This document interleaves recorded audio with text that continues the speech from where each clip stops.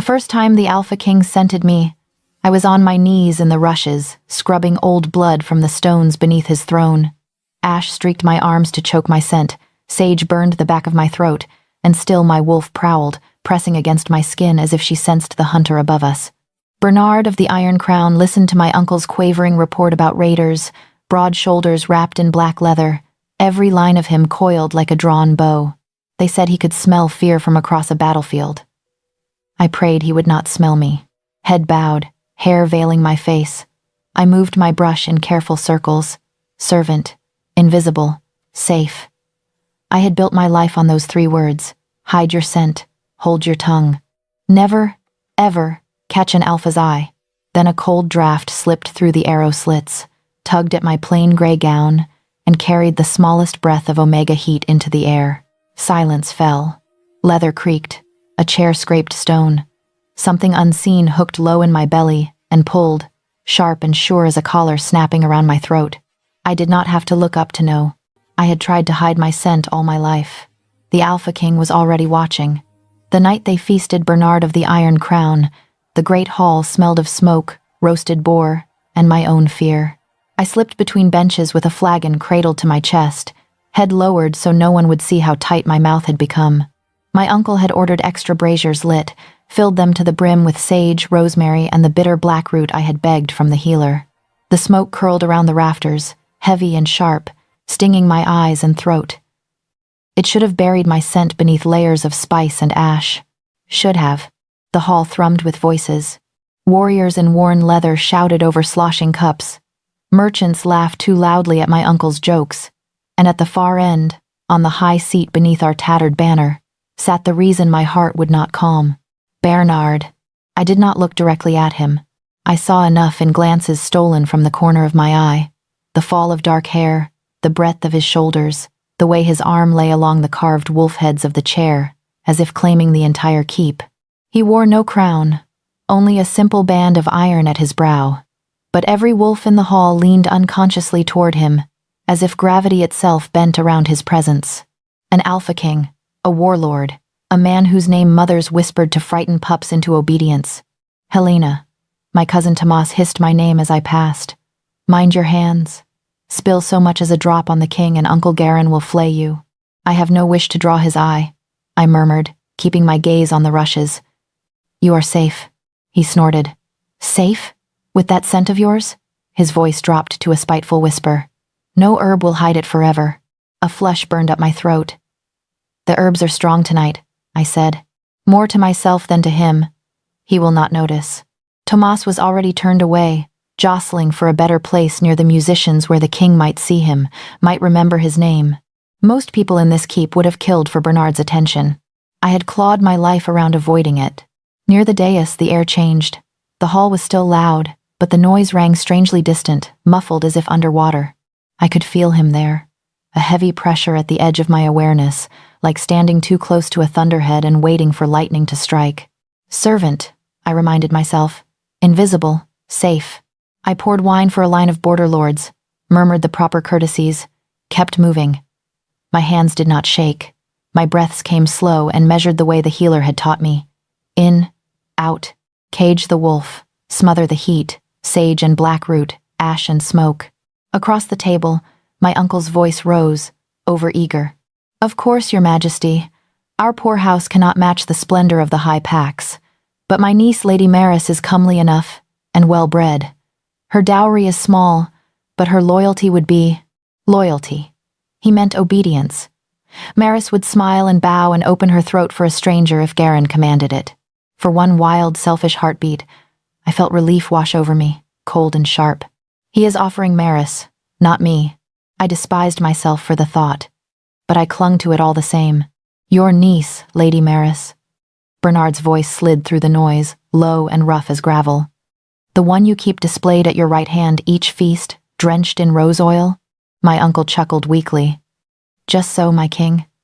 A gentle girl. Fertile stock. Stock. As if my cousin were nothing but a brood mare. Maris giggled on cue, the sound bright and brittle. I sidled closer to refill a lord's cup, straining to hear. She smells of roses, Bernard said, and fear. A ripple of uneasy laughter shivered around the table. I prefer honesty. The king's chair creaked as he leaned back. And I did not ride all this way for roses. My stomach dropped. The flagon grew slick in my palms. I forced myself to move, to step away, to lose myself once more among faceless servants. "Girl," someone snapped. I froze. A calloused hand closed around my wrist, not cruel but impossibly strong, halting me so abruptly the wine inside the flagon sloshed. "Bring the king fresh wine," the lord at my side commanded. "His cup has been empty too long." My throat went dry. "Yes, my lord." I could have begged another servant to take my place. I could have feigned a spill, a fainting spell, anything. Instead, I walked the length of the table toward the high seat, each step sinking like a stone lodged deeper in a riverbed. Bernard watched my approach. I felt it before I dared raise my eyes. A weight on my skin, the drag of a gaze that stripped more than the plain gray gown from my body. The closer I drew, the less the herbs seemed to matter. My wolf pressed forward, claws scraping at my ribs, snarling in mingled panic and something far more dangerous. Want. I stopped at the king's right hand and bowed low, the flagon cradled before me. The smoke from the nearest brazier curled between us, thick with sage, rosemary, blackroot. My eyes watered. "Your wine, my king," I said, proud that my voice did not shake. His hand rested on the table, fingers long and scarred, a wolf's head ring glinting dully on one knuckle. He did not reach for the cup. "What did you burn?" he asked. My head snapped up before I could stop it. His face was harsher up close, the lines at the corners of his eyes carved deep by years of war and command. Those eyes were a storm gray, clear, and unblinking. "I what, sire?" "In the braziers." His gaze never left mine. "Sage, rosemary, blackroot, and ash on your arms, on your throat." His nostrils flared once, slow. "You have used them often." A murmur passed down the table. Heat surged into my cheeks. "They keep the hall from stinking of sweat, my king." He huffed a humorless breath. "They keep you from stinking of yourself." The words struck like a slap. My uncle sputtered, half rising from his chair. "Majesty, forgive the girl's clumsiness. She is only a servant." "Is she?" Bernard tilted his head, studying me. "Turn your eyes down, Omega." The word cracked through me. I obeyed because my knees threatened to give way. Omega. He had not guessed. He knew. He had been testing the air since he came through our gate. "Your herbs are clever," he continued, voice quieter now, pitched for me alone. "They blurred the trail on the road, nearly fooled me in the yard. But there is always a moment when the wind shifts." My heart pounded so hard I felt it in my ears. "My king," I meant no. "Poor." My fingers obeyed even as the rest of me wanted to bolt. I tipped the flagon, wine glugging into his cup.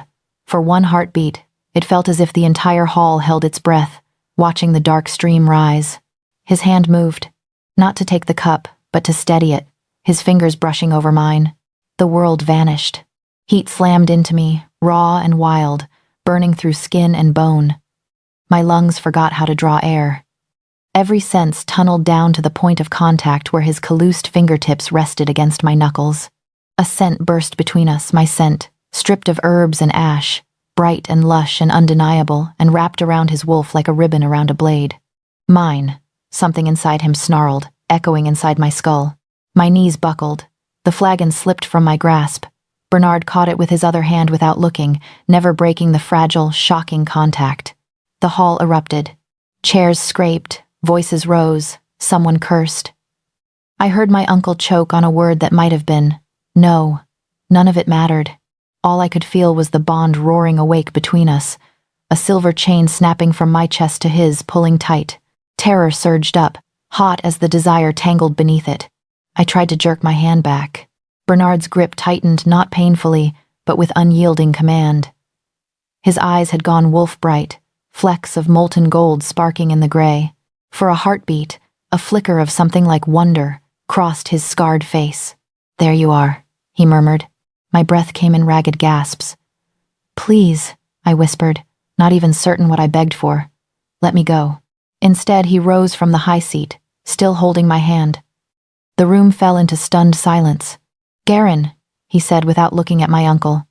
"You offered me a cousin drenched in roses." My uncle made a strangled sound. Bernard lifted our joined hands, the king and the servant, his voice carrying to every corner of the hall. You neglected to mention the Omega you tried to bury in ash. The hall erupted the moment Bernard named what I was. Voices crashed like waves against stone. Some cursed, some laughed.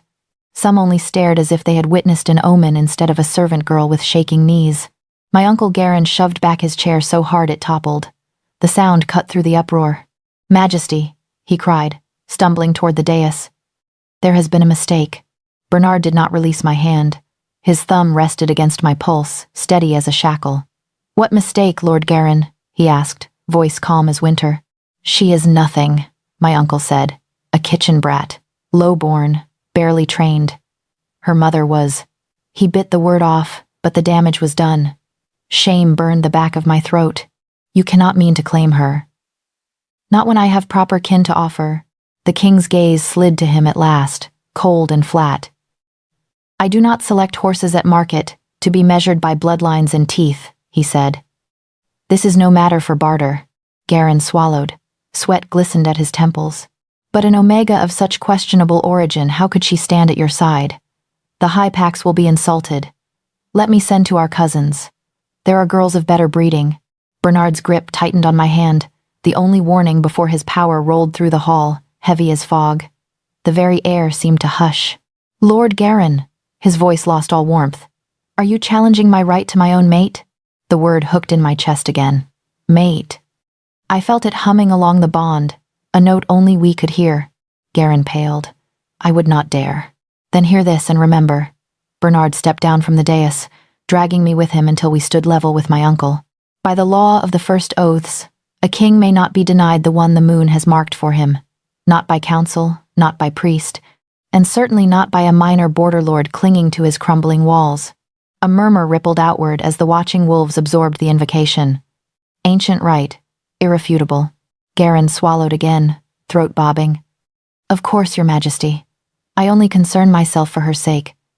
She is unworthy of such an honor. Honor. The word tasted like ashes. My heart hammered so hard I wondered they could not all hear it. Bernard regarded him for a long, dangerous moment. On that at least we agree, he said. A sharp pain stabbed through me. I flinched before he finished. She is not worthy yet, he continued, voice softening in a way that did not comfort me at all. But she will be. I will see to it. The hall spun faintly. I had the sudden, absurd urge to tear my hand from his and bolt back to the kitchens, back to the familiar safety of smoke and scrubbed stones. Instead, I stood rooted while Bernard turned to the men clustered near the door. Commander Hedrick, he called, prepare my company to ride at dawn. We return to the capital with first light. Yes, my king. The commander's fist thumped his chest. And send women you trust to help my mate pack what she needs. Bernard finally looked down at me again, wolf-bright eyes stripped of pretense. If she attempts to flee, you have my leave to drag her by the scruff. Laughter broke the tension, uneasy and short-lived. I wanted to snarl. Instead, I bowed my head, the model of obedient silence, while inside my wolf howled against invisible bars. Hours, they gave me. A handful of hours to unravel an entire life. The hall emptied by degrees. Lords retired to their chambers, drunk on wine and gossip. Servants cleared trenchers and overturned cups. My uncle vanished without meeting my eyes. No one spoke to me as I slipped away. In the narrow passage behind the kitchens, the walls seemed to close in. This corridor had been my refuge since childhood, its soot-dark stones familiar as the lines on my own palms. I traced them now, fingertips memorizing every crack as if I could carve them into bone and carry them away. In my cell of a room, I stared at the pallet stuffed with straw, the rickety chest that held all I owned, 2 spare shifts, a mended cloak, a knife with a chipped handle, a bundle of herbs tied in waxed cloth. It did not take long to pack a life so small. The women Bernard sent found me stuffing the last shift into my satchel. One was the healer, Mira, her sharp eyes softer than usual. The other, an older servant whose name I did not know, kept her gaze on the floor. You should take wool, Mira said briskly. The high roads are colder than this forgotten corner. And more herbs, but not that blackroot filth. You will not need it where you are going. My jaw clenched. I will take what I please.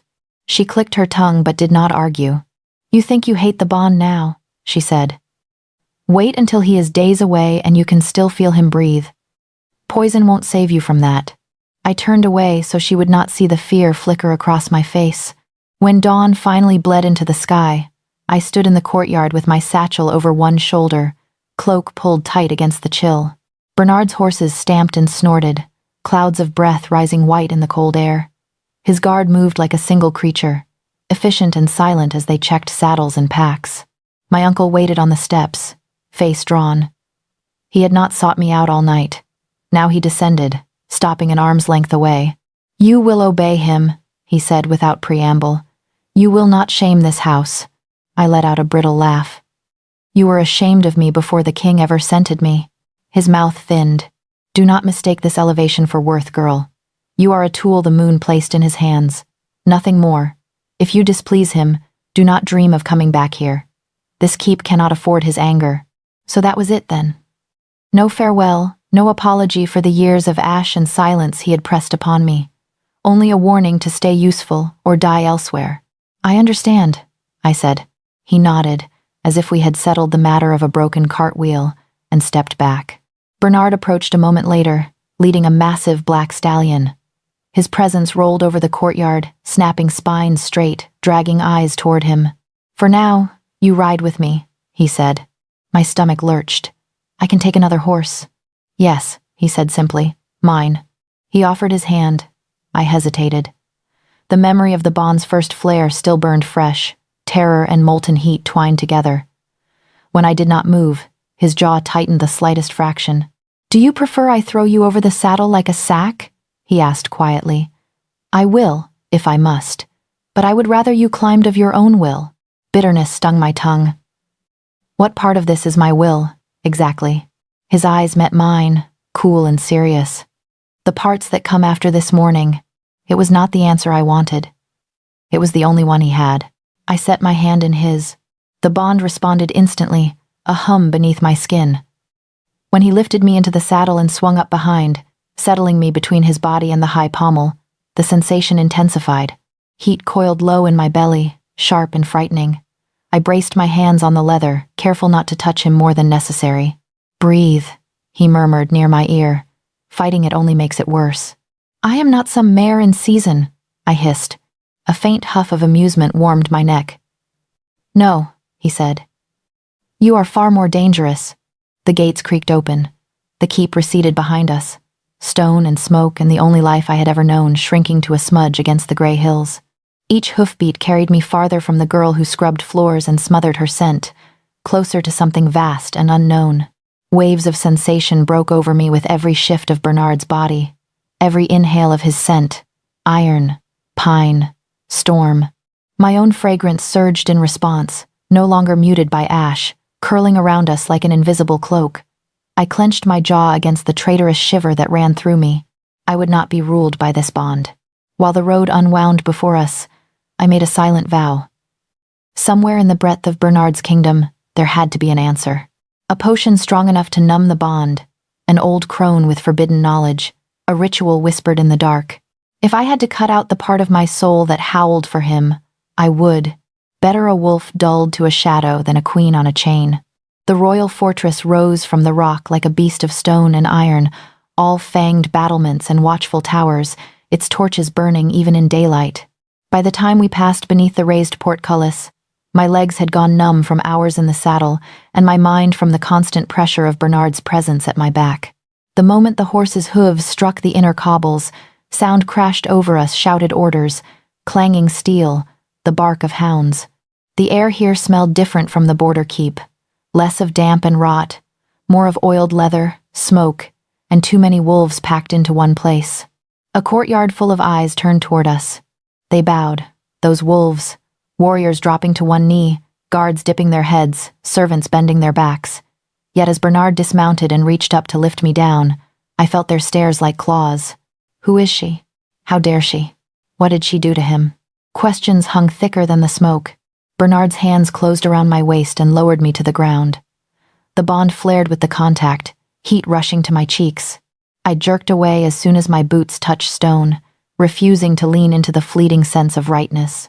Helena. His voice was low, for me alone. You do not bow to anyone here but me. Remember that. I did not know how to answer, so I said nothing. A woman in dark blue stepped forward, all sharp angles and colder eyes. Your Majesty. She bowed with flawless grace. Welcome home, Lady Alara. Bernard's tone cooled. Is my steward inside? Waiting in the great hall. Her gaze flicked to me, assessing. And this must be the complication I have heard so much about. I bristled. My name is Helena. Is it? She smiled without showing teeth. How fortunate for us all. Bernard's jaw tightened. Alara will show you to your chambers, he told me. Garen the healer will meet you there. Obey him in all matters regarding your health. I have managed my own health until now, I said before I could stop myself. He gave me a look that said I had just confirmed his worst suspicions.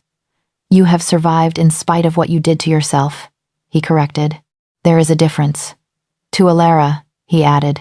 She is not to be left alone without at least one guard present. If anyone attempts to approach her without my leave, I want to hear of it before the blood dries. Alara inclined her head. Of course, my king. He left without another word, striding toward the inner doors, cloak snapping behind him. The crowd parted around him like water around a ship's hull, bowing, watching. I stood alone in the space he left, suddenly aware of every threadbare stitch in my cloak. Come, little wolf, Alara said. Let us see what damage the border has done to you. The chambers she led me to were larger than the entire cluster of rooms the servants shared at the keep. Tapestries muffled sound on the walls, thick furs softened the floor, and a bed big enough to swallow me whole stood near a hearth already blazing. Someone had placed a bowl of early white flowers on the table. Their scent tugged at my nose, delicate and sweet. I wanted to hate it all. Instead, I felt horribly, traitorously small. Strip, Alara said briskly. I spun. Pardon? For the bath. She gestured to a copper tub where steam curled in lazy ribbons. The healer will be here soon. He prefers his patients not reek of horse and road dust. Heat crawled up my neck. You could have said so more gently. If you are to survive here, you must grow used to people saying many things less gently than they should. She crossed to a carved chest, opened it, and drew out a folded gown of soft gray wool. This is yours. His Majesty instructed that your clothing be simple until you learn which silks will not cause riots. I do not want silks. Her brows rose. You think what you want matters, and yet you insist you are not naive. The door opened before I could retort. An older man stepped in, thin as a reed but moving with a confidence that filled the room. He wore the green and gold sash of a court healer. Majesty's new disaster, I presume, he said. I am Garen. You will sit when I say sit, and drink when I say drink. In return, I will do my best to keep you alive and sane. Do we understand each other? I am neither fragile nor mad, I said. So all mad people claim. His gaze sharpened. You have been using blackroot and ash to choke your scent? Yes. For how many years? Since my first heat, he hissed softly, almost a whistle. Then it is a wonder your wolf did not abandon you altogether. He set a leather bag on the table, began unpacking vials and wrapped bundles that released the sharp tang of dried herbs. We wean you off that filth slowly. Too fast and you will drown in your own chemistry. Too slow and... He shrugged. You are bound to a king, girl. His enemies will not wait while we fiddle with your dosing. A knot tightened in my chest. I never asked to be bound to anyone. Garen shot me a look not unkind. No one asks the moon who to love. Some of us are only more tightly chained to her whims. He jerked his chin at the tub. In. Alara, help her. And make certain she uses the soap, not her pride. The bath stung where road grit had rubbed my skin raw, but for the first time in days, heat came without shame. As Alara poured water over my hair, I risked a question. Why do they look at me so? I asked. The courtiers, the Omegas in the corridor, as if I had stolen their bread, because you have. She wrung out my hair with efficient hands. Every unmated Omega in this fortress has been raised on tales of the king's return, on dreams of catching his eye. They trained their scents and smiles for years. Then you tumble in from the border, smelling of ash and fate, and take what they wanted without trying. I did not take anything, I said. It was forced upon me. Envy rarely cares about details. When they finally allowed me out of the tub and into the gray gown, Garen approached with a cup of cloudy liquid. I sniffed it and recoiled. That reeks worse than blackroot, and yet it will not rot your insides or cloud your mind, he said. It will soothe the edges of your heat without smothering it. Drink. I hesitated. The bond pulsed between Bernard and me, a steady drum at the back of my thoughts. Already the nearness of his presence within the fortress made my skin prickle. If I drink this, will I want him less? I whispered. Garen considered me. You may think of him less, he said. Wanting is another matter. Choice will come from here. He tapped his chest, not unkind. Not from a cup. I drank anyway. Days blurred into a pattern that felt like a trap disguised as routine. In the mornings, Alara drilled me in court etiquette. How deep to bow to a duke versus a visiting alpha. How to smile with my lips while keeping my teeth politely hidden. Where to stand at Bernard's side so that I was visible, but never in the way. In the afternoons, Garen taught me to breathe through the surges of heat instead of clenching against them, to recognize the sense of my own moods and rein them in. You are a tinderbox, he said once, frowning as he sniffed the air around me. Fear, anger, desire, all of it rides your scent too plainly. Learn to bank your fire, or someone will use it to burn you. At night, Bernard summoned me. Never by messenger. He simply tugged at the bond, a silent pull I could not ignore, and I found my feet carrying me through torchlit corridors to his private hall. I told myself I went, only because I had no choice. My treacherous wolf knew better. He did not bed me. Not yet. Instead, we sat before the hearth, the king and the unwilling mate, a span of rug between us like a treaty line. He asked questions about the border, my childhood, the first time I had realized I was different. I answered, because silence felt heavier than words. In turn, he spoke of the wars that had carved his scars, of the nights when he woke with blood beneath his claws and could not remember whether it had been dream or memory. In the firelight, the brutal lines of his face eased. I saw the man who carried a kingdom on his back, not merely the predator who had dragged me here. Hatred began to fray at the edges, threads worn thin by unwelcome understanding. One evening, as a servant poured wine into Bernard's cup, a strange scent pricked my nose, bitter, metallic, wrong. It vanished beneath richer aromas almost at once, but my wolf snapped to attention. I frowned. What is in that? Red from the southern vines, the servant said, bowing out. Bernard took the cup, swirling it absently. A gift from Lord Halvar. He is eager to impress. The odd tang teased at me again. My pulse quickened. Garen's lessons whispered in my mind. Trust your nose. It has kept wolves alive longer than steel.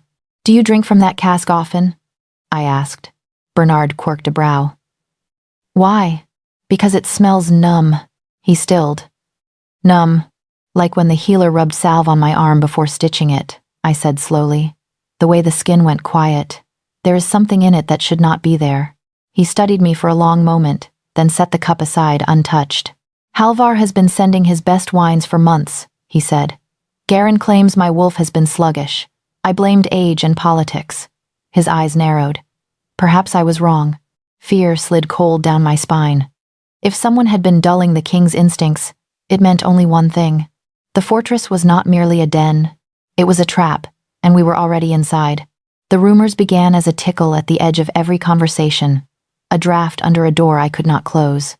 At first, I caught only fragments as I moved through the fortress, a courtier leaning too close to another, a pair of Omega girls falling abruptly silent when I entered the solar, a noblewoman's fan snapping shut over a half-finished sentence. Bewitched, that is what I heard. No ordinary scent, not natural, not safe. When I asked Alara, she only arched a brow. You wish to be invisible, she said. Now you are the brightest fire in a room full of cold hands. Did you think no one would try to warm themselves? Or burn me, I muttered. She did not disagree. The name behind the whispers came soon enough. Duke Corvin of Blackmere, Bernard's cousin on his mother's side. He arrived with a retinue of pale-cloaked wolves and a smile that never reached his eyes. In the great hall, he clasped Bernard's forearm as brothers might, but his gaze flicked to me with a chill curiosity that made my wolf bare her teeth. So this is the miracle from the border, he said. I confess, cousin, I doubted the tales. An Omega whose scent can drag a king from his war horse? It sounds like the kind of story bards invent to make lonely girls sigh. Bernard's hand settled low on my back, a subtle claim. You will find Helena is no bard's fancy, he replied. She bleeds and bites like the rest of us. Does she? Corvin's smile widened a fraction. And what does she do to your judgment? The hall went still around us. Bernard's fingers flexed against my spine. Careful, Corvin. Of course, the Duke said lightly, lifting his hands. I mean only that the court is delighted by this development. We are eager to see how she reshapes our king. Later, Ilara reported that within hours of the Duke's arrival, servants were repeating his words with additions. She bewitched him with mountain sorcery. They say her scent twists thoughts like vines around a tower. She reeks so strong he cannot think straight. Each retelling sharpened me into something more monstrous. I told myself it did not matter what they thought. I had survived sharper tongues in my uncle's keep. But these wolves held knives as easily as gossip, and Corvin's gaze followed me whenever we shared a room, measuring, weighing.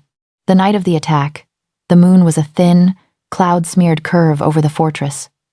I could not sleep. The bond hummed with restless energy. Bernard was awake too, somewhere in the maze of stone, pacing his chambers or buried in maps. His unease bled into my own. I slipped from my bed and threw a cloak over my shift. Perhaps a walk in the gardens would cool my thoughts. The inner gardens were a miracle of stubborn green clinging to stone. Yew hedges clipped into wolf shapes, pale flowers glowing like ghosts, a fountain murmuring quietly at the center. Torches cast pools of honeyed light along the gravel paths, but shadows pooled thick between them. I breathed in the damp earth, the crushed grass scent of my own footsteps, the faint trace of Bernard's presence lingering from some earlier visit. For a moment, I almost forgot the court's sharp eyes, the Duke's too smooth smile. Branches rustled behind me. I turned, heart hitching. Who's there? No answer. Only the soft scrape of boot on gravel. My wolf brought her hackles up. I pivoted to leave, telling myself not to be foolish, to find a guard, to go back inside. A hand clamped over my mouth and dragged me sideways into the shadow of a hedge. I slammed into cold stone. The impact stole my breath. A hard body pressed against mine, pinning my wrists above my head with one hand. The other stayed over my mouth, fingers calloused, grip bruising. Do not scream, a voice hissed against my ear. Male, muffled, distorted by a cloth mask. If you value your king, little Omega, you will be very quiet. My heart pounded so hard it hurt. My scent spiked, hot and sharp with terror. I felt it bloom between us. Felt his wolf react. He shuddered. Moon's mercy, he whispered. No wonder he is lost. I bit his palm. Copper flooded my tongue. He snarled and slammed my head back against the wall hard enough to make sparks burst behind my eyes. Stupid, he spat. You will not break the bond that way. He bared his teeth, mask tugging with the movement, and lowered his mouth toward my throat. Realization struck like ice water. He meant to mark me, not as a mate that magic was already sealed, but as another's claim layered over Bernard's. A false bite, a taint. At best, it would sow doubt. At worst, it might twist the bond into madness. I thrashed, kicking at his shins, but he pressed his hips in, trapping my legs. I could feel his breath at my neck now, hear him murmur words I could barely catch. Witch's poison, unnatural scent, must be broken. I dragged at the bond, panic surging. Bernard! I thought wildly, though we shared no words that way. Only feeling. Fear, sharp as a blade. Help! His teeth grazed my skin. Another scent crashed over us, cutting through everything. Iron, storm, the particular wild tang that meant Bernard when he let his wolf rise. Step away from her, the king snarled. The pressure vanished. My attacker jerked back just as a dark shape slammed into him. They hit the gravel in a tangle of limbs and cloth. Bernard's hand closed around the masked wolf's throat. Claws half slid from his fingers. His eyes glowed with a light that was not entirely human. How did you get past my guard? He demanded. The assailant clawed at Bernard's grip, eyes bulging. For the realm, he rasped. She will ruin. Bernard's claws broke skin. Blood scented the air, hot and metallic. My stomach lurched. "Who sent you?" he said. "Say the name, and I may let you live long enough to regret it." The man's gaze flicked to me, wild and oddly triumphant. "You will see," he whispered, "when she burns you from the inside." His eyes rolled back. His body convulsed once, then went limp. Bernard swore, a vicious word I had heard only soldiers use, and tore the mask away. The man's mouth frothed faintly, a bitter almond scent curling from his lips. "Poison," Bernard said grimly, "in a tooth capsule, loyal to the end." Hands shaking, I slid down the wall until I was crouched in the gravel, cloak pooling around me. "He tried to bite me," I said. The words felt thick. "To mark me," he said. "He said it would break the bond." Bernard's head snapped toward me. In 2 strides he was at my side, crouching, his hands hovering near my shoulders, not quite touching. "Did he?" His voice was rough. "Did he break skin?" I shook my head. "No. You came before." Some of the tension bled from his frame. He sank back on his heels, dragged a hand through his hair. "I felt you," he said quietly. "Fear through the bond, like a knife in my ribs." I was in council with Corvin, listening to him prattle about harvest tithes, and suddenly I knew you were afraid and alone. His mouth twisted. He did not like that I left the table. Corvin. The name tasted sour. "You think this was him?" "I think he benefits most if the court believes you dangerous," Bernard said. "If I begin to doubt you, if others think slitting your throat is an act of patriotism." He looked at the body, jaw clenched. An assassin willing to die before naming his master. That level of loyalty is rare among hired blades. The garden felt suddenly colder. "So whoever wants me dead," I said slowly, "is close enough to command that loyalty, and close enough to my heart that their betrayal would cut deep." His eyes met mine. In that moment he looked less like a king and more like a man standing on a crumbling ledge. "If they cannot kill me outright, they will strike at what they think is my weakness." "Me. You," he agreed. "And the bond between us. They hope to twist it, poison it, use it to drag me where they want." He exhaled, long and harsh. "I will triple your guards. You will not walk the gardens alone again." A spark of anger cut through my lingering fear. "So I am to live behind doors now?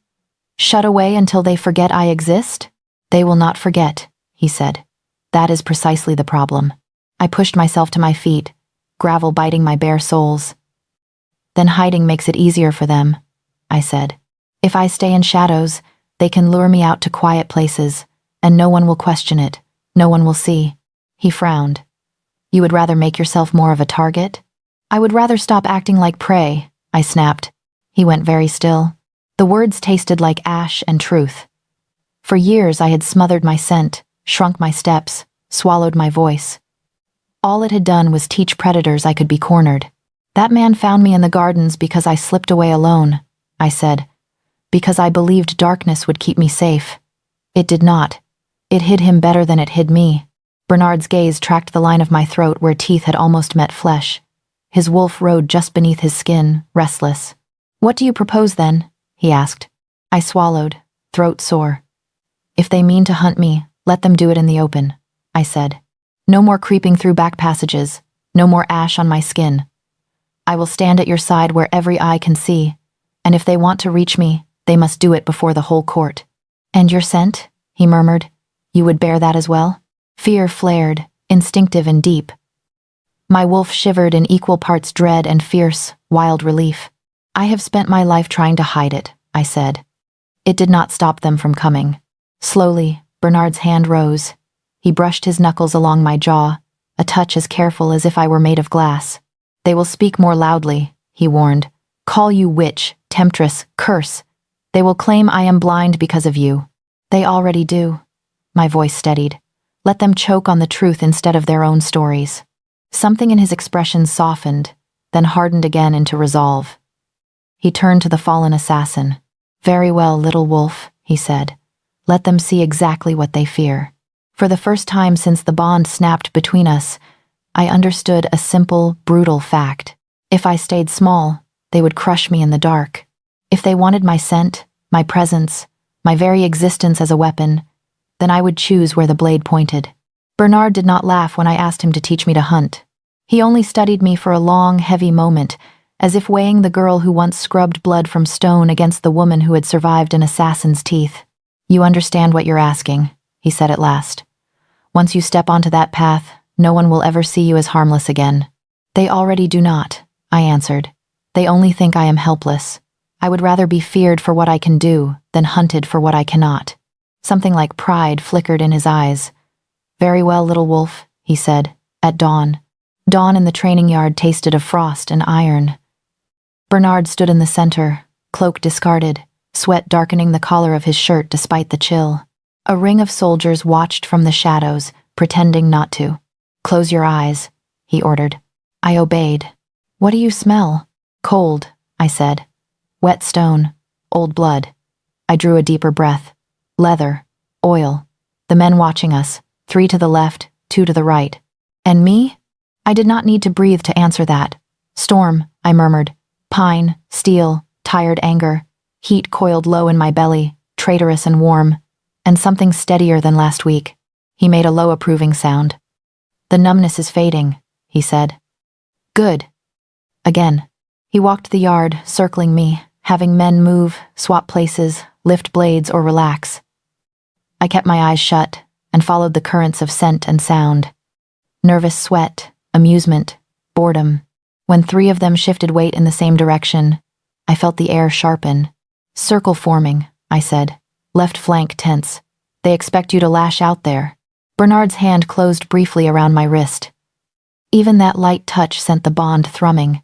"Open your eyes," he said. "Tell me what you see." They had done exactly as I had scented. 3 soldiers clustering to my left, another 2 drifting to cut off retreat. I had walked those yards so often I could have guessed, but the knowledge humming beneath my skin felt different, more certain. "You trusted your wolf," Bernard said. "She led you true." "I have spent years smothering her," I admitted. "She has reason to sulk. Then we coax her out." A rare smile tugged at his mouth. "Come, we run." We ran the walls, then the lower paths, then the steep goat track behind the fortress where the air grew thin and the rocks treacherous. At first I cursed him under my breath, lungs burning, legs shaking. He kept pace beside me, breathing only a little harder than at rest. "This is not hunting," I gasped. "This is torture. This is endurance," he corrected. "A hunt is worth nothing if you fall over winded after the first mile. You wish to stand in a circle of alphas and not flinch? Then you learn how to breathe through pain." "Is that what you do?" I demanded. "Breathe through it until you forget it is there." He glanced at me, something old and bleak in his eyes. "Some pains never forget themselves," he said. "We only learn to run with them." Later, when sweat cooled on my skin and my muscles trembled with exhaustion, he brought me to the northern woods where snow clung stubbornly in shadowed hollows. There, he taught me to read more than scent. "Look at the ground," he said, crouching by a faint line of prints. "What passed here?" "A deer," I guessed. "Light on its feet." "A she-wolf," he corrected, carrying a limp in her right forepaw. "See how the weight falls?" I squinted, the prints blurred in my tired eyes. "How do you know she limped?" "Because I saw her last night," he said dryly, "and I watched her favor that paw. Lesson 2, do not rely only on one sense. Wolves who trust only their noses walk into pits." He showed me broken branches where a body had forced through, scat where a fox had marked its territory, the place where frost melted faster under a patch of earth warmed by recent sleeping bodies. "Everything speaks," he said. "Most men never learn to listen." In the evenings, I practiced my own weapon, my scent. Garen had given me exercises like penance. Sit, breathe, feel. I hated them at first. Sitting still made me itch. Breathing only reminded me how my body reacted whenever Bernard drew near. But slowly, patterns emerged. Fear sharpened my scent, gave it an edge that made alphas tense, shoulders rising unconsciously. Anger thickened it, heavier and muskier, pulling aggression from others like iron to a lodestone. Desire turned it honey-rich, intoxicating and dangerous. Calm, that was the hardest.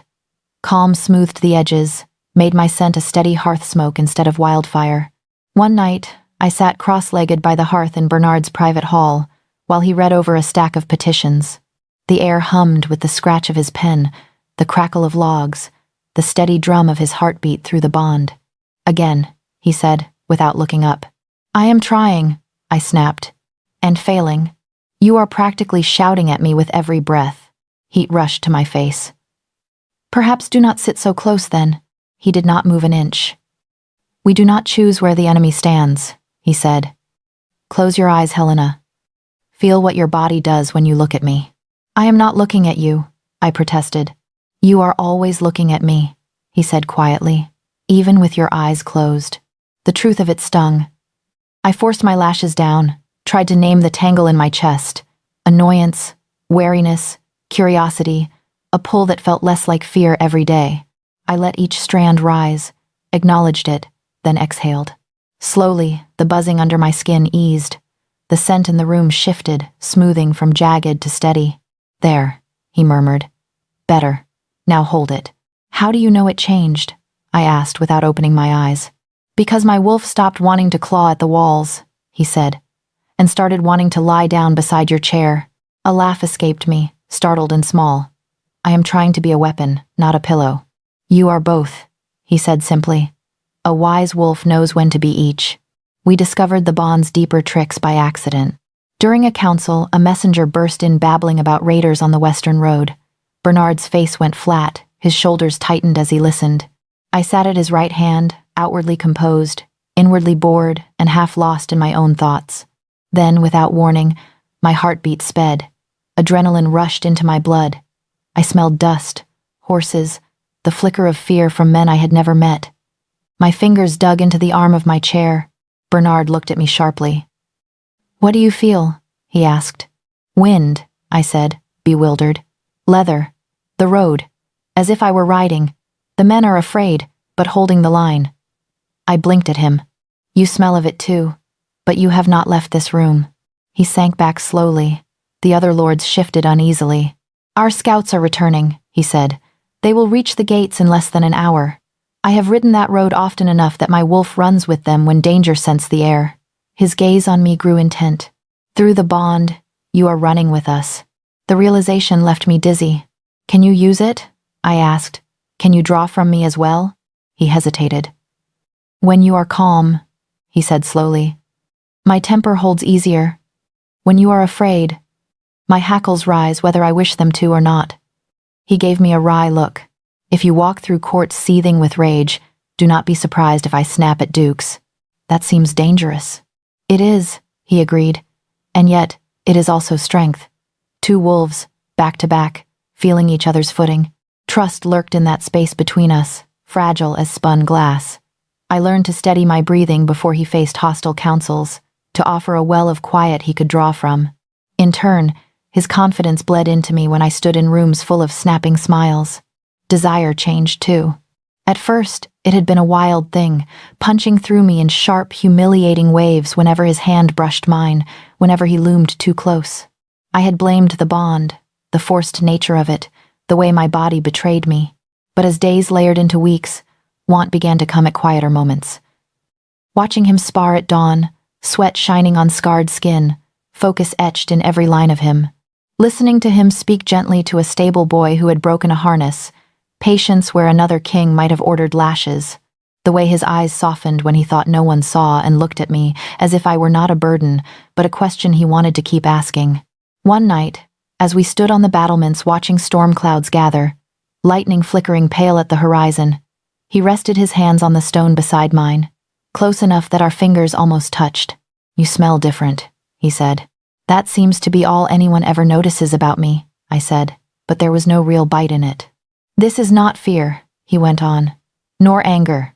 He inhaled, slow. "Warmth, like bread from an oven, like—" He broke off, jaw tightening. "I am trying to be polite. That would be a first," I murmured. He laughed under his breath. My heart thudded. I could have stepped away, retreated to the safety of my chambers and the walls I had spent years building. Instead, I let my hand drift until my little finger brushed his. The bond flared, not like a chain snapping tight, but like a door opening. I felt his surprise, his pulse spiking, the sudden heat that rushed through him. He could feel mine in return.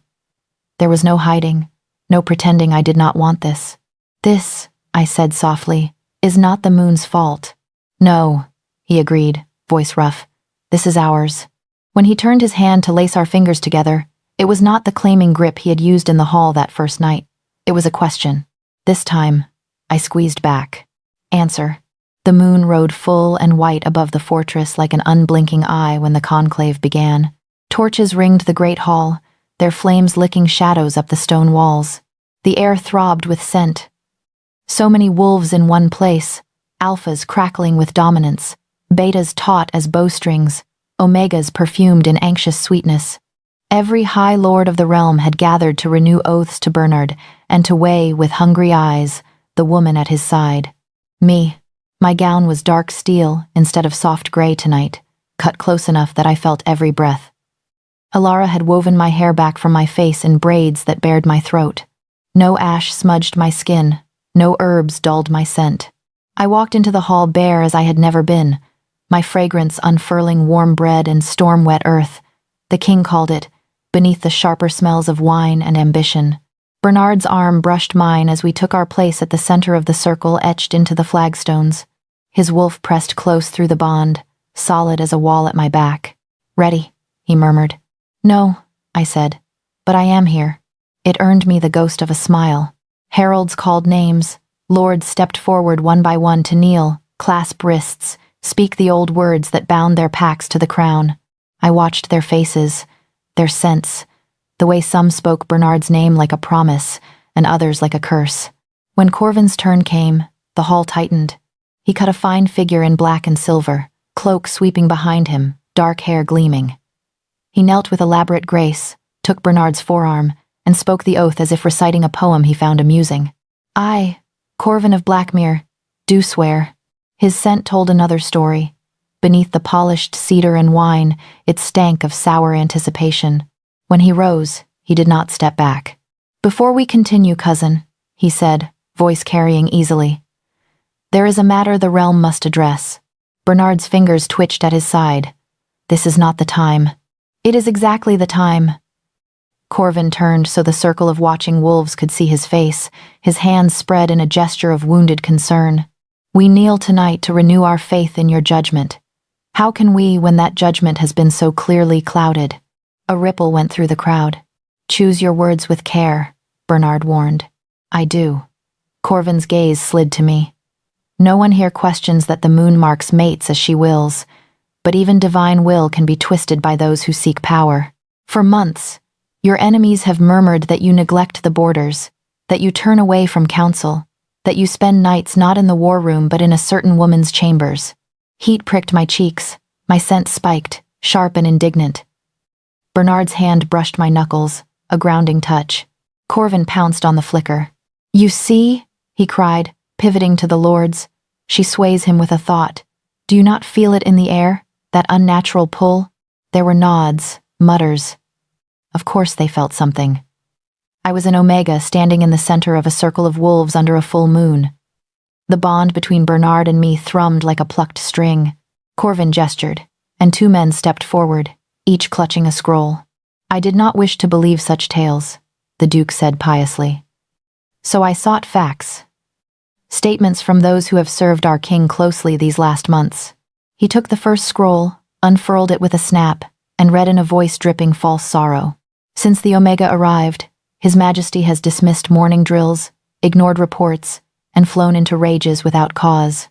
He drinks more, sleeps less, and speaks of the realm as a burden. Signed, Captain Jorik of the Eastern Watch. A murmur swelled. Bernard went very still. That is a lie, he said flatly. Is it? Corvin lifted the second scroll. I have seen His Majesty reject wise counsel when it contradicted his mate, even when the safety of our borders was at stake. Her scent clogs the very air of the council chamber. Men come out dazed, unsure of what they agreed to. Signed, Steward Harland. The murmur turned ugly. I searched for Harland's face in the crowd and found him standing near the back, skin waxy, eyes fixed on the floor. His scent reeked of fear. Enough, Bernard snapped. You parade forged words in my hall and call it concern? Forged? Corvin's brows rose. Are you saying your own officers lie? Or is it that they speak a truth you cannot bear? He turned, including the ring of nobles, with a sweep of his arm. "We ask only for reassurance, cousin, that our king belongs first to the realm, not to a witch Omega who twists his wolf." A low growl rippled around the circle. Some faces were outraged on Bernard's behalf, others hungry for spectacle. The full moon glared down through the high windows, lending every emotion a sharp edge. "Say what you want," Bernard said, voice like iron. "Do not slander her for my choices." Corvin inclined his head with mock humility.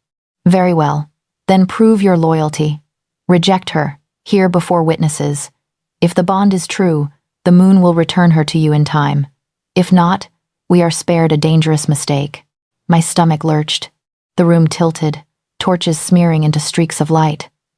For one breath, I felt Bernard's shock and fury slam into me through the bond, hot as forge fire. Then something else hesitation flickered, thin as a hair. Not because he doubted me. Because he knew the cost of defiance. Every eye watched him. Every wolf scented the trap. If he refused, Corvin would cry bewitched weakness. If he agreed, they would see him as a man who could cast aside a mate at political convenience. And somewhere, someone had poured bitter numbness into the wine casks again. The sharp almond tang teased my nose from the tables where goblets waited. If he drank now, if he faced a challenge dulled and off balance, the realm could lose more than a queen. The servant moved toward Bernard with a silver tray, cup gleaming. My wolf screamed. Without thinking, I caught his wrist. "Do not drink that," I said, louder than I intended. The hall went silent. Bernard's gaze snapped to mine. Through the bond, I felt the moment he smelled it too, the faint wrongness he would have overlooked before, now bright as lightning to us both. "Poison," he murmured. Corvin's smile did not falter. "You accuse us of treachery now, as well as of doubt?" "I accuse no one yet," Bernard said dangerously, "but my cup will remain untouched." The Duke spread his hands. "You see? He listens to her over ancient right and reason." Her scent coils round his thoughts. "Enough." I stepped forward, out of Bernard's shadow and into the center of the circle. The gathered wolves rustled, taken aback. My heart pounded so hard it hurt, but my voice came clear. "You question my nature," I said. "You whisper that I am witch-born, that my scent is a spell. You wave papers and call them truth. Very well. Let us ask truth itself." Bernard's fingers brushed my sleeve, a wordless warning. I ignored it. "I am Omega," I said, lifting my chin. "By blood and scent and bond. By the old laws, that gives me a right in this hall." Some of the older lords stirred, frowning, sifting memory. Garen had taught me the words, muttering that I might never need them. I clung to them now like a lifeline. "I call upon the ancient right of scenting," I declared. "Let the lies be brought forth, and I will name them before the moon." Shock rippled through the room. Few living had seen the right invoked. Most had forgotten an Omega could do anything but warm beds and soothe tempers. Corvin recovered first. "Pretty theatrics," he sneered. "Do you mean to sniff at us until we kneel?" "If you are clean, you have nothing to fear," I said. I drew a breath, deep, slow, deliberate. Then I stopped fighting. I let my scent rise. It poured from me in a wave, hot and rich, sweeping through the hall like summer wind after a long winter. Wolves straightened as it hit them, eyes widening, breaths catching. Some took involuntary steps forward, others flinched back, overwhelmed. The bond between Bernard and me flared white-hot, a conduit rather than a chain. Through it, I felt his strength, his steadiness. In return, I gave him my focus, my refusal to cower. "Bring me the scrolls," I said. Reluctantly, Corvin handed them over. The parchment crackled under my fingers. I held the first beneath my nose. Ink, wax, the faint sour tang of the captain's fear. And under that, a sharper scent. Sweat, wine, and the bitter aftertaste of coercion. "He wrote this under duress," I said, voice carrying. Fear on his skin, not conviction. His hand shook. There was a murmur. Jorek, somewhere in the crowd, made a strangled sound. The second scroll reeked even more strongly. Harlan's scent twisted with guilt, and something stranger echoes of the same numb draught that had tainted Bernard's wine. "This one," I said slowly, "was not only afraid. He was fogged, drugged. His thoughts were not his own when he signed. Gasps. Harland sank to his knees, hands over his face. Corvin's mask slipped for a heartbeat, resentment flashing before he smoothed it away. You expect us to trust your nose over written words? You have trusted my nose to find traitors in fields and alleys, Bernard said coldly. You will trust it here. But I was not finished. I turned, following the threads of scent through the hall. Fear, curiosity, lust, annoyance, a dozen emotions in a dozen keys. I sifted through them like Garen had taught me, searching for a particular note. The sour, brittle tang I had scented in the gardens the night of the attack. The smell of someone who believed their cause holy enough to kill for. There, my gaze landed on Corvin. On the surface, he smelled of expensive wine and polished wood. Beneath that, tightly leashed excitement and a faint whiff of the same numbing draft.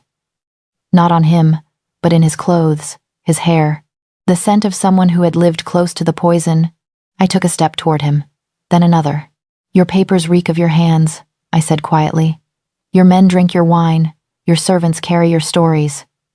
I inhaled, letting his scent fill me until my wolf paced inside my chest, snarling.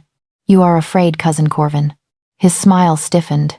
Of a kitchen girl and a king gone soft? Afraid that all your whispered work will come to nothing. I went on, louder now. Afraid that each day Bernard keeps breathing, your chances of wearing his crown grow smaller. A hush fell so complete I could hear the torches spit. That is a serious accusation, Corvin said. You have no proof but your own vanity. No? I looked past him. At the men who had stood closest in the gardens. At the servants from Blackmere, whose scents matched the assassins. I saw realization dawning in their eyes, smelled doubt fraying loyalty. An Omega's nose is proof in the old laws, one of the oldest lords said slowly. We swore to it. Once. We did, another murmured. I remember. Bernard stepped up beside me, his presence a wall at my back. Enough games, he said to Corvin. You have called my rule into question with forged testimony and poison. You have sought to make my mate a scapegoat for your ambition. You dare, tonight of all nights, to demand I cast her aside. His wolf rode his voice, roughening it. I will answer you, but not with rejection. He took my hand and raised it, palm outward so all could see, so all could scent the bond sparking between us. This is Helena, he said. My chosen and my fated. Any who would challenge my loyalty to this realm may do so openly against both of us. The circle stirred, some with approval, some with unease. Corvin's eyes burned. You make a mistake, he said softly. When you fall, cousin, they will say I warned you. Perhaps, Bernard replied, but I will not fall alone. Our scents twined in the charged air, his storm and steel, my earth and bread spreading through the hall like a new oath. For the first time, I did not flinch from it. Let them smell exactly what we were, and let our enemies choke on it. Blood and vows. Corvin did not slink away after the conclave. Cornered wolves rarely do. Very well, he said, voice cool as river ice. If you will not listen to reason, we shall let the moon decide which of us is fit to wear the crown. A murmur rose, sharp and eager. Ritual challenge. Blood right. The oldest law of all. Bernard's jaw tightened. You would risk the realm on your ambition? I would save it from your weakness, Corvin replied. Choose. Yield the throne. Or meet me fang to fang. There was never a choice. Bernard stepped into the center of the circle, shoulders square. Name the terms. Moon above, witnesses around, no weapons but what we are. Corvin shrugged off his cloak, eyes bright. Winner lives. Loser is offered to the earth. And no one touches her, Bernard said, jerking his chin toward me. Whatever the outcome. Corvin's gaze slid over me, dismissive. If you die, cousin, her fate will take care of itself. The hall emptied into the courtyard like water from a broken cask. Torches flared along the walls, their flames dwarfed by the white coin of the moon overhead. The fighting circle was marked in chalk on packed earth, already scuffed by too many old ghosts. I stood at its edge, Garen to my left, Elara to my right. My heart hammered so hard the sound seemed to fill my skull. You do not have to watch, Garen murmured. Yes, I do, I said. If he falls, I will feel it whether I look or not. I would rather see. Bernard stepped into the circle. Corvin followed, rolling his shoulders, lips peeled back in anticipation. The murmurs of the crowd fell away, until only the thud of my own pulse remained. "Shift," intoned the herald. Flesh tore, bones cracked, the world narrowed to the sound of two bodies breaking and remaking themselves. Fur burst from skin, snarls ripped the air. When it was done, two great wolves stood nose to nose. Bernard massive and dark as storm clouds, Corvin leaner, silver-gray with eyes like chips of obsidian. They circled once. Then they crashed together. The impact shook the ground, teeth flashed white, claws gouged earth. Bernard went low, driving his shoulder into Corvin's ribs. Corvin twisted like smoke, raking Bernard's flank. Blood sprayed, hot and bright. Pain lanced through me. I staggered, hand flying to my side. Garen's grip closed on my elbow. "Easy. You are feeling echoes only. Echoes or not, each blow reverberated through the bond like a struck bell. When Bernard leapt, my breath caught. When he hit the ground, my knees buckled. "Breathe," Elara hissed. "He needs your steadiness, not your panic." She was right. I dragged air into my lungs, forced my wolf to stop clawing at my ribs. "Calm," I told myself. Hearth, not wildfire. My scent obeyed. It rose, not in a frantic spike, but in a slow, rolling wave, warm, steady, anchoring. The wolves closest to me straightened, jaws unclenching. I felt Bernard latch onto that thread through the bond, felt his focus sharpen. He feinted left. Corvin took the bait, lunging for the exposed shoulder. Bernard pivoted, teeth snapping shut on his cousin's foreleg. Bone crunched. Corvin yelped, half snarl, half scream. "Witch," Corvin spat, stumbling back, shifting just enough that his voice emerged mangled but understandable. Blood matted his fur, his gaze flicked to me, wild. "Do you not feel it?" he shouted to the circle. She pours herself into him. She twists the fight. This is no honest challenge, it is sorcery. Faces turned, hungry for accusation. Some eyes held doubt, others glimmered with the desire to believe anything that made their fear simple. If I flinched now, if I shrank, his words would root. So I stepped forward until my boots touched the chalk line. "I am doing nothing you could not ask your own mates to do," I said, voice clear. "I breathe. I stand. I will him to live." If that is witchcraft, then every Omega who ever watched her wolf fight is a witch. I drew in another breath and let my scent surge. Not to seduce, to steady. I thought of the border keep, of stone floors and ash-streaked arms, of the night an assassin's teeth nearly found my throat, of Bernard's hand closing around mine in a crowded hall, not as a chain but as a question. I thought of choosing to answer. All of it rolled into the air. Fear-faced, pain endured, the hard, bright thread of decision that had brought me here. Wolves around the circle inhaled and went still, not dazzled but grounded, as if someone had laid a firm hand on the back of their necks and reminded them who they were. "Look at him," I said, pointing to Bernard as he shook blood from his muzzle and lowered his head again. "He bleeds as any of you would. He fights as he always has, fang, claw, bone. The only magic here is the bond the moon gave us. And if you fear that, you fear your own." A silence followed my words, deep and shifting. When I glanced at the faces ringing the circle, I saw less hunger for spectacle and more grim attention. Corvin saw it too. Desperation sharpened his scent. He lunged, heedless now, going for Bernard's throat while the crowd's focus wavered. Bernard met him head-on. They tumbled, a knot of fur and fury, rolling so close to the chalk that dust puffed in my face. "Now," I whispered, not as command but as fierce hope. Through the bond, I felt Bernard's muscles bunch, felt his teeth close. He tore Corvin's throat out in a single brutal wrench. For a heartbeat, everything stopped. Blood sprayed the circle, dark against pale dirt. Corvin's body twitched once, then stilled, eyes staring at nothing. Bernard stood over him, chest heaving, fur dripping crimson. The air reeked of iron and the sharp, clean scent of finality. Then the wolves around us dropped to one knee, as if pulled by a single cord. "Hail the king," someone said hoarsely. "Hail," others echoed, some willingly, some because there was no breath left for dissent. The sound rolled around the courtyard, ragged but real. Bernard's gaze found mine. He padded to the circle's edge, muzzle still stained. and lowered himself, bones cracking, limbs reshaping until he knelt in the dirt as a man. Blood streaked his skin where fur had been moments before. He was all sharp lines and fresh scars, raw and terrible and beautiful. I stepped over the chalk. Garen sucked in a breath. "Helena, hush," Alara murmured. "This is theirs." Bernard sank to one knee before me, head bowed. "Helena of the Border Keep," he said, voice roughened by the shift and the fight. "The moon marked you for me. Tonight, before my court and my gods, I ask if you will also choose me." My throat closed. This was not the claiming grip in a frightened hall, not a bond forced by scent and proximity. This was a man kneeling in blood, offering me the sharp-edged truth of who he was. "I already have," I said softly. "Every day I stayed. Every time I stood beside you when it would have been easier to run." My hands trembled as I cupped his jaw, fingers slicking into blood. "But if you want words, then hear them." "Yes, Bernard. I choose you." Somewhere, a priest gasped at the reversal. The king kneeling, the Omega standing. "Let him." I bent and pressed my mouth to the place where his neck met his shoulder.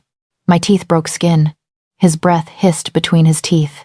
His hands clamped around my hips, not to drag me closer or push me away, but to hold himself in place as the bond roared anew, no longer solely his mark on me, but mine on him.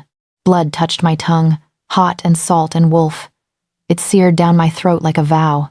When I straightened, our scents were so entwined there was no telling where his ended and mine began. He rose slowly, eyes blazing, and for once the weight of all those watching did not feel like a threat. It felt like witness. Epilogue. No more hiding. Months later, the fortress smelled different. Not without blood or fear. No realm ever is, but threaded through it now was something else. Change.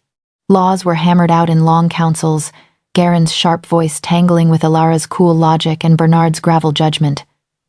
The new edicts were dry words on parchment, but I scented their echoes in the corridors. Omegas could not be sold without consent. Their testimony in matters of scent and truth held weight equal to a lord's. An assault on a bondmate became treason, not inconvenience. There were grumbles, of course. Some old wolves sulked like beaten dogs. A few left for other lands. Yet more stayed, adapting, because the world does not halt for wounded pride. I walked the great hall one evening, skirts brushing the clean-swept flagstones where I had once scrubbed on my knees. No bucket weighed down my arms now. A crown, light but unyielding, rested on my hair, its iron band warmed by the heat of my skin. Bernard stood at the far end, speaking with ambassadors from a distant pack. His eyes flicked up as I entered, the bond humming a quiet welcome. My scent drifted ahead of me, unmasked, untamed. Hearth and storm, and something uniquely ours. Two young Omegas waited by the pillar, fingers twisted in their sleeves, eyes wide. They had come with their families to petition for protection, frightened of heats that had just begun. "Your Majesty," one whispered as I approached. "Is it true you were once like us?" "Afraid of my own scent?" I asked, certain it would ruin my life. I smiled.